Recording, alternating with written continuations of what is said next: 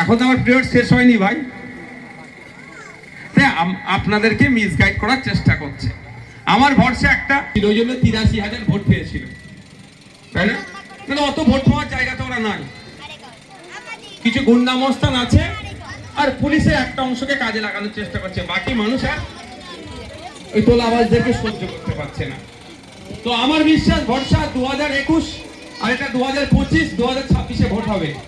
এই এমএলএ কত টাকা পায়, এমএলএ এর ফোন খরচ কত, সব তো আপনারা আজকে জেনে জানেন। তাহলে ও বিজেপির বিরোধিতা করবে? যদি সত্যি বিজেপির বিরোধিতা করার হতো তাহলে এতক্ষণ শুভেন্দু অধিকারীকে জেলের মধ্যে রেখে দিত। যে শুভেন্দু অধিকারী পশ্চিমবাংলার নাগরিককে রোহিঙ্গা বলে দেখে দিচ্ছে। শুভেন্দু অধিকারী বলছে পশ্চিমবাংলায় নাকি 1.5 কোটি রোহিঙ্গা আছে, শুভেন্দু অধিকারী বলছে। আর শুভেন্দু অধিকারীদের বস ভারত সরকার সুপ্রিম কোর্টে একটা হলফনামা দিয়ে বলছেন, একটা এফিডেভিট দিয়ে বলছেন যে সারা ভারতবর্ষে 40,000-এর একটু বেশি রোহিঙ্গা আছে, মানে 41,000 নয়। সেই মধ্যে রোহিঙ্গার মধ্যে সব, এদিকে তাকাও, সবাইকে কথা বলতে হবে না, গাড়ি পাস করে দেবে, ভলেন্টিয়ার যারা আছে গাড়ি পাস করে, এদিকে তাকাও, মানে বসে পড়েন। তাহলে ভারত সরকারের দেওয়া তথ্য অনুযায়ী অন অ্যান অ্যাভারেজ ওয়েস্ট বেঙ্গলে 8,000 হয়তো রোহিঙ্গা আছে, তাই তো নাকি? তার মধ্যে শরণার্থী কার্ড ফাট অনেক আছে, দেখ আমি ওই বিতর্কে ঢুকছি না।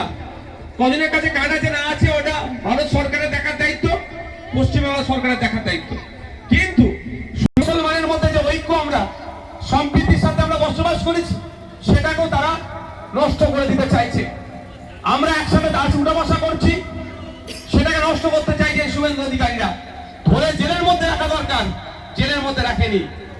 কেন রাখেনি ভাই? একটা কথা বলি, মার বাপেরাও আছে, যতই হোক যে ছেলেকে জন্ম দিয়েছে, ছেলে যতই বেরিয়ে যাক না কেন, দূরে থাকলেও ছেলের ভালো সবসময় আমরা চাইবো না?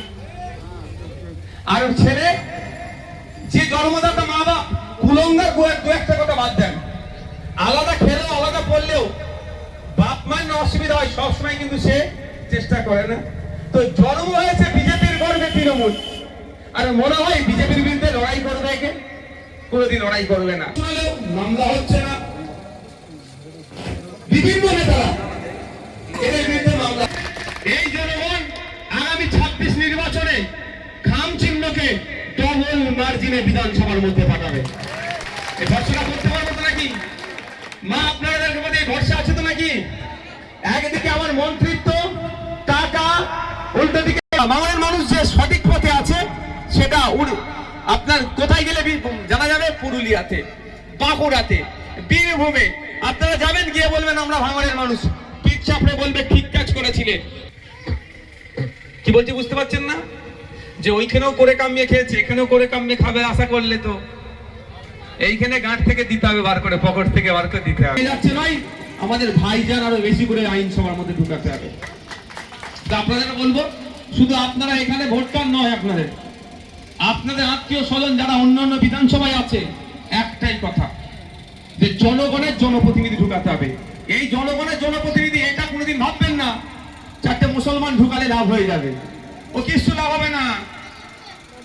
হিন্দু ভাই যদি ভাবে 4টে হিন্দু গেলে আমার লাভ হয়ে যাবে, কিচ্ছু আমি বিশ্বাস করি না।